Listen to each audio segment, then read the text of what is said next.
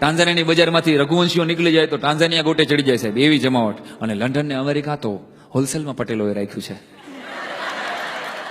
સાહેબ. રાજી થાવ છો, મને પટેલ વાલા બહુ. હા હા હા, પટેલોનું જે કોઠાહૂત છે સાહેબ. મારા ક્લાસમાં મેં તુષારભાઈ સવાલ પૂછ્યો, કોલંબસ કઈ જ્ઞાતિનો હતો? એક જણો મને કે પટેલ હોવો જોઈએ. અહીંયા કોલંબસ ને પટેલ ને ક્યાં ક્યાં જ્ઞાતિય સંબંધ છે? મને કે સાહેબ જ્ઞાતિય સંબંધ ભલે ન હોય પણ વિઝા વગર એક પટેલ જ અમેરિકા જઈ ગયા છે.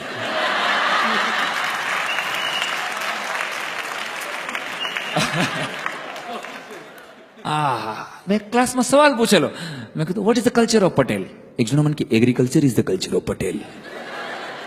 Vote is the culture of Patel? મને કે agriculture is the culture of Patel. મેં કીધું why agriculture is the culture of Patel? તો એ મને કે સર, છોકરાએ જવાબ એવો સરસ આપ્યો, મને કે agriculture is the culture of Patel because Patel is always agree with every culture.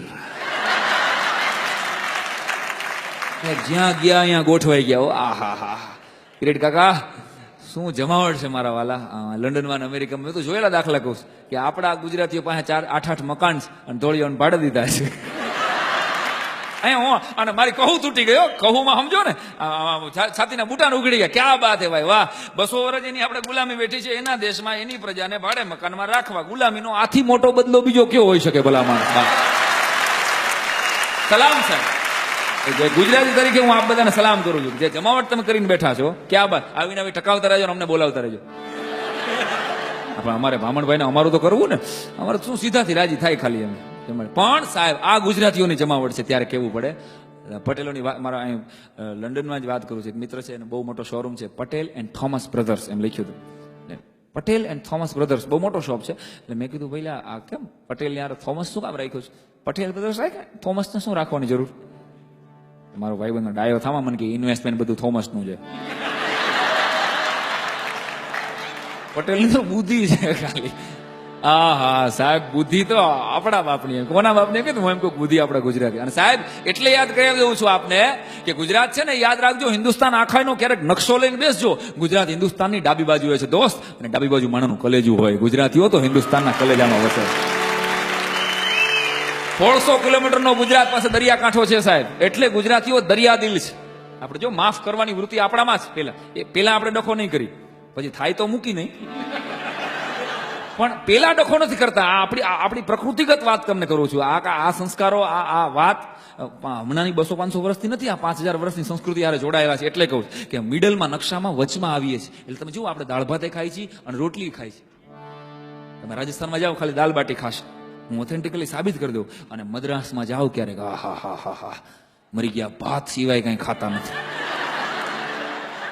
એક તો કાળો કલર એનો તમે જોઈ લ્યો, આમ આમ આમ તમે જુઓ ને તો પહેના વાહા જેવો કલર રાખો, ભૂખા કાઢી નાખે. એક જણો તો અમે બધે મદ્રાસ ગયા ને, અમને ભટકાઈ ગયો તો બોલો, કારણ કે અંધારામાં દેખાણો જ નહીં કે હાલ્યો આવે.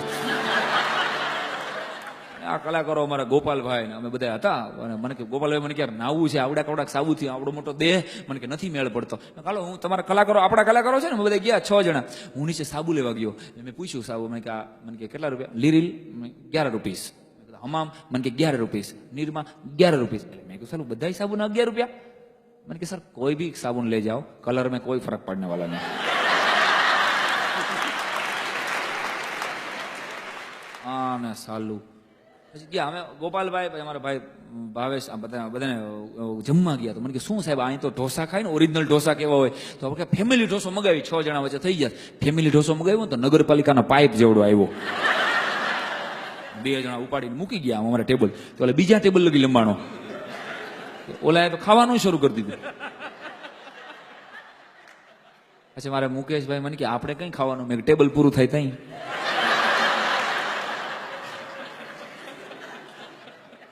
સાહેબ અમારી યાર તો એવા પ્રસંગો બને છે. મને કે સાહેબ કંઈક ડુંગળી જેવું કંઈક મગાવી દો ને. તો મુકેશભાઈ અમારો મને કે ડુંગળી. મેં કીધું હાલો ઓકે. એક વેઇટરને બોલાવ્યો. મેં કે હેવ, મેં અંગ્રેજીમાં બોલે મેં જરાક, એટલે મેં કીધું હેવ યુ ઓનિયન પ્લીઝ? એટલે ઓલો હજડ બમો મારી સામે જોવે, એનું ઠીકાને અંગ્રેજી નથી આવડતું. પ્યાઝ હે પ્યાઝ?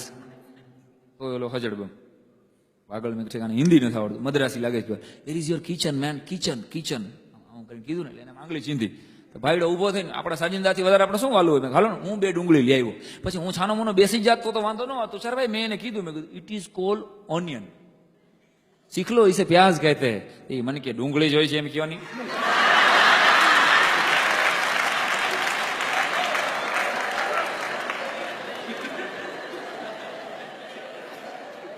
મરે મરે મેં કીધું, તને ગુજરાતી આવડે જ? મને કે હું નરોડાનો છું, અમદાવાદનો ગુડાણો. અરે પેલા ફાટને મેં કીધું તું ગુજરાતી છો પાછો.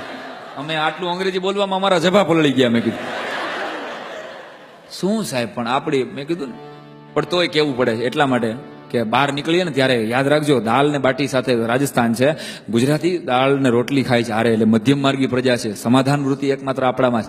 એટલે યાદ કરાવો, ગુજરાતીની ટૂંકામ ટૂંકી વ્યાખ્યાઓ દેતા પહેલા એક કડી મને ગમે છે, તમારા બધા એનઆરઆઈ ગુજરાતીઓ માટે લખેલી, કે જ્યાં અજબ ગજબની કોઠા સૂજનો દરિયો મીઠો ભર્યો, દરિયો મીઠો ભર્યો, જેની મીઠી વાણી મીઠા સ્વભાવે ગુજરાતી વિસ્તર્યો, ગુજરાતી વિસ્તર્યો. હો દુબઈ મસ્કત અમેરિકા દે બ્રિટનમાં પડકારા, ગુજરાત છે અમૃત ધારા, ગુજરાતી સૌથી ન્યારા. જ્યાં સાંજ સવારે ભક્તિ વાદક નાનક વાગે નજારા, ગુજરાત છે અમૃત ધારા, ધારા રે ગુજરાતી સૌથી ન્યારા.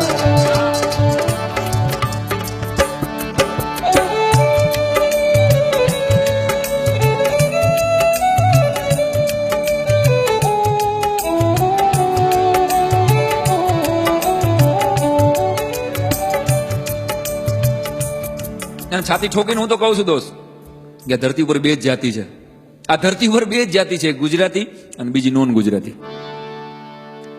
હું આ મારી ગુજરાતી ભાષા માટે મારી વાત માટે હું થોડોક ઓવર કોન્ફિડન્સ છું, પણ હું ખુલ્લી આંખે સપના જોનારો માણસ. અમે સુનિલભાઈ બધા બહાર બેઠા હતા ને, અલ્પેશભાઈ, ત્યાં જ વાત થઈ. મેં કીધું શું તમે સપના જોવો છો? હું તો એવા સપના જોઉં છું, ભારત જ્યારે મહાસત્તા થશે, નરેન્દ્રભાઈ સ્વર્ણિમ ગુજરાતનું જેમ સપનું જોવે છે ને, એમ હું ઈથી આગળ કે 2010માં ગુજરાત સ્વર્ણિમ ગુજરાત તરફ આગળ જઈ રહ્યું છે. એથી આગળ 2020માં ભારત જ્યારે મહાસત્તા થશે ને, ત્યારે લખી લેજો, ભારતમાંથી આપણે કોઈ અમેરિકા કે લંડન આવવું નહીં પડે, અમારે ઓબામાના ધોળિયાઓ સુરતમાં આવીને હીરા ઘસતા હશે.